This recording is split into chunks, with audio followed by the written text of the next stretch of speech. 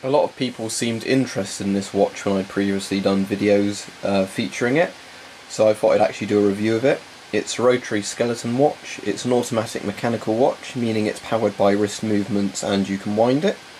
So let's take a look at it. So it's basically gold plated, and you've got this nice sort of Roman numeral design, and of course you can see all the internals of the watch, which is one of the best things about mechanical watches, if they have open faces. It's also an open back, so you can see even more wheels and things inside. Now this bit here that spins around, if I can get it moving, apologies if it's quite hard to see on the camera, you should see a bit inside moving as I spin it.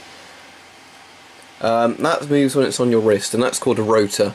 And what the rotor does in a mechanical automatic watch is the rotor powers it from wrist movement. So the rotor can spin either way, and when the rotor spins it powers the watch.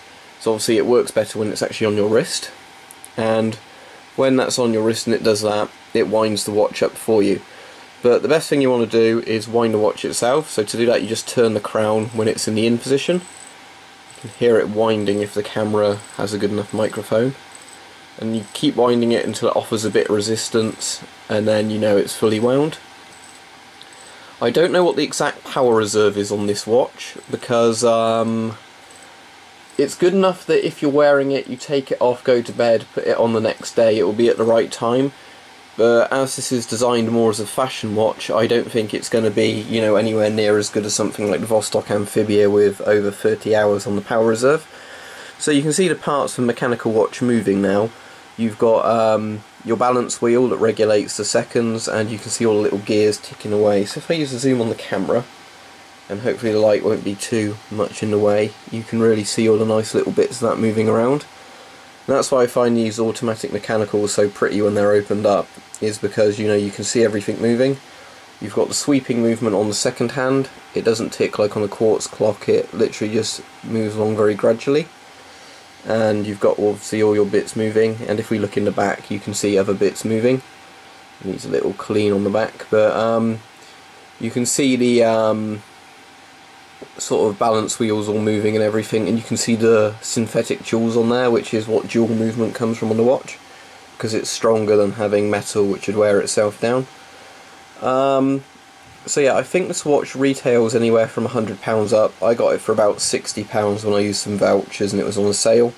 And Rotary do other automatic mechanicals that are even more expensive than that. You know, some of them look a bit nicer than this one, some with real silver or gold rather than being plated silver or gold. But I think all these look very nice, and it's nice to see all the internals move. It's mineral glass, meaning it's pretty tough and scratch resistant. You can eventually break mineral glass. I don't know if it's waterproof. Does it say on the back? It says Dolphin Standard, but I don't know what depth that would be. But obviously this is a watch I wouldn't really want to get wet. It doesn't have a date function or day date or anything. You just literally pull the crown out, and then you can adjust the time on it.